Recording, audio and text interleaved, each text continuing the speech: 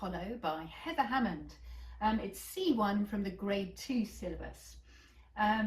Introducing this piece to a student, it might be nice to highlight that it's by a female composer who's still living and composing today. The appeal of a character piece with such a vivid and evocative title really appeals to young pianists. This offers students the chance to paint a picture, tell a story through sound, and add their own characterization and interpretation. So this really is an opportunity to make the piece their own. The piece is actually prefaced by the words, "Turn to the left, turn to the right, but please come home before day turns to night." So what does the student imagine in each section as you play it to them in their first lesson?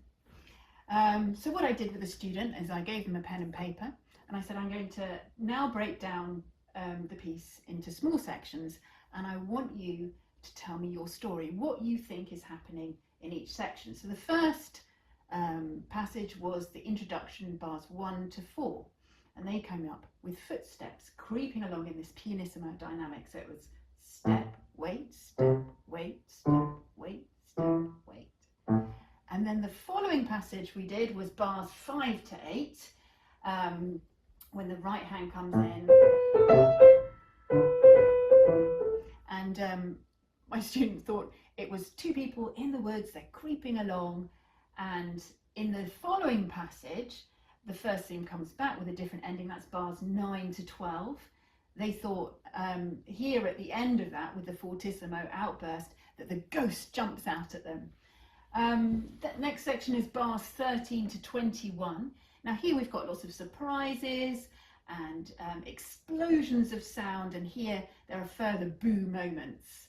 Then the final section from bars 21 to the end at bars 28 was the last passage, and again they came up with some really sort of imaginative ideas of what their story was going to be about.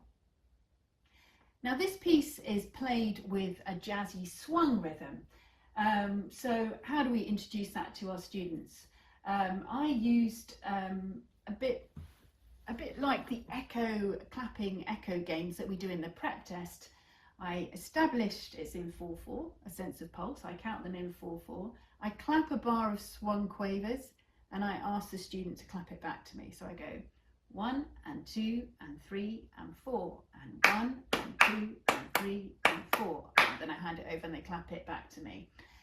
So we did that a couple of times as an echo until they got used to feeling that swung rhythm. I then decided to alternate that with a crotchet pulse, just so they had a really strong idea of what the pulse was and how the quavers relate. So it went something like this: 1, 2, 3, 4, hand it over, 1, 2, 3, 4, swung quavers, 1 and 2 and 3 and 4, and they clap it back to me. And I just alternated that again a few times just to get them in the zone, if you like. The actual score is full of interpretive detail. We've got dynamics ranging from pianissimo to fortissimo. We've got detached staccato articulation, we've got slurs, we've got legato playing, and we've got accents. So there's lots of different tools that we'll be using in this piece to really bring the music to life. So starting at the opening, we've got neat pianissimo staccatos. Now, just maybe at grade 2, we're not doing staccato scales, but how about playing up and down a 5-finger position in C major, just working on that staccato articulation. Nice stable hand position, using mainly finger staccato, a slight soft lift in the wrist, so we can use a combination of the finger and wrist staccato, just playing up and down that 5-finger pattern, really encouraging them to stay on the keys because they want to be completely in control, and sometimes there's that temptation to come far away, also to try that in the left hand. So that's a really good way of exploring it away from the piece. Then let's jump in at bar 11, and we've got these swung quavers, so we've already learned about swung quavers, and we've got some staccatos here in the right hand. So just making sure that the hand's in position and just working purely on that articulation. And can they feel that softness whilst creating that real punch in the staccatos. And then in the following bar, at bar 12, we've got a slur, some legato playing with this fortissimo dynamic, nice as in unison. So we'll practice with both hands here. We might start separately, but here we go.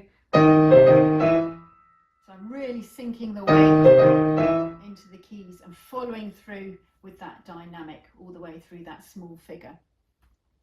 That's an idea of how to sort of take those small extracts out away from the piece itself. So we've got the different dynamics, the bold dynamics, and then we've got these crescendos. Now, these happen at various points in the piece, but I'm just looking at bars 13 to 18 here, and we go from piano to fortissimo. Now you'll notice at the end of each of those bars is a cluster chord in the right hand, and it's really good to approach these first, away from the piece. So first of all, to learn the notes and make sure that we're playing the right notes and the right chord, and then noticing that they're played with an accent.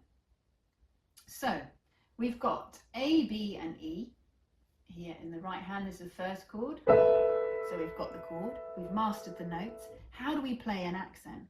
So a quick movement forward with the wrist, a soft wrist. It's initially not soft, very punchy, and then soft afterwards. So you're releasing that tension immediately. So you get that ring and follow through with the sound. The next one is bar 16. So we're finding again, we're in the same 5-finger position, 1, 2, 4 on A, B, D, and practice that accent there. That's where we're going to be ending our crescendos with.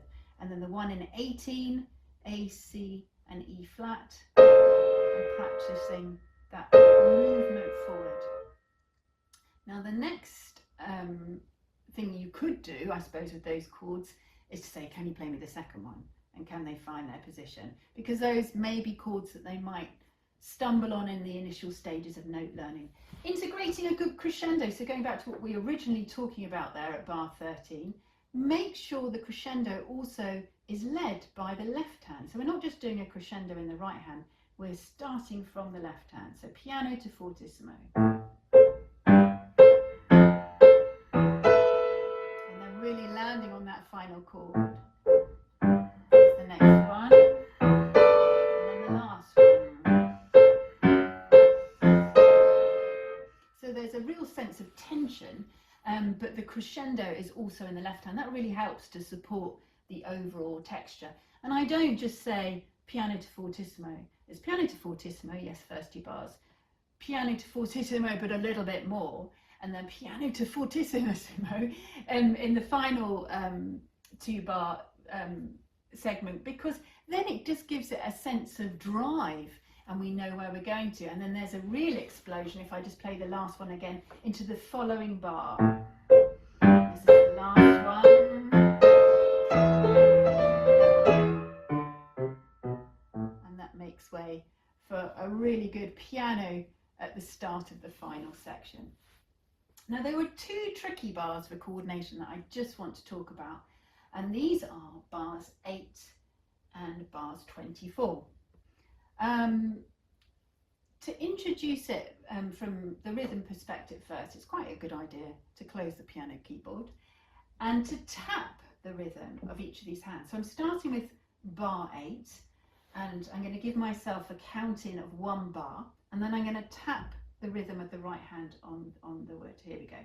So 1 and 2 and 3 and 4, and 1 and 2 and 3 and 4, and. So I do that a few times just to get to grips with the right hand rhythm. Then the left hand, again, I'm going to give myself a bar in, 1 and 2 and 3 and 4, and 1 and 2 and 3 and 4 and 1. And I go on to the downbeat of the following bar. Now you notice I gave an emphasis in my voice of the 3rd beat because that's a tie. So I'll just try that one more time just to explain that again. So it's 1 and 2 and 3 and 4 and 1. So I'm really just showing, oh, it's a tie, we're holding it a little bit longer. Now, if your student can manage coordinating both that vocal aspect of counting the rhythm themselves and tapping the rhythm at the same time, that's great. Or you can just say the rhythm for them. And then finally, once they've mastered those two sections, hands separately, you can pop those together. So counting a bar in 1 and 2 and 3 and 4 and 1 and 2 and 3 and 4 and 1. So that's quite a good way of mastering the rhythm before you even play the notes. Now in bar 8, we've got a falling chromatic line from the B natural down to the G sharp, 1 and 2 and 3 and 4 and then in the left hand, even if they can read the notes quite easily, I find it sometimes to talk about the shape of the melodic line helpful, especially when we're coordinating two different passages. Here the left hand goes up by semitone and then down the 5-finger position. So we've got 1 and 2 and 3 and 4. So do that a few times. 1 and 2 and 3 and 4. And then we try putting it together. Now we can start incredibly slowly and then build that tempo up gradually. So it's 1 and 2 and 3 and 4. So that's hopefully helps just to consolidate that note learning, even if it's over a few weeks. The other passage is 24. Now the important thing to highlight to your student here is it's basically the same with the left hand, and you still got chromaticism, a falling line in the right hand, but we're starting on G. And hopefully by then they'll have a good coordination of the rhythmic aspect, and then they're just putting the notes in place. Also at these points, I found that my student has actually just hesitated to find that position. So the other thing I've tried is hands on your lap. Can you find your starting notes at bar 8? And just literally just putting the hands in position. Hands in the lap. This is finding the starting notes at bars 24. And then practicing the change of position between the previous bar and that bar. So there's different ways that you can work on these sections.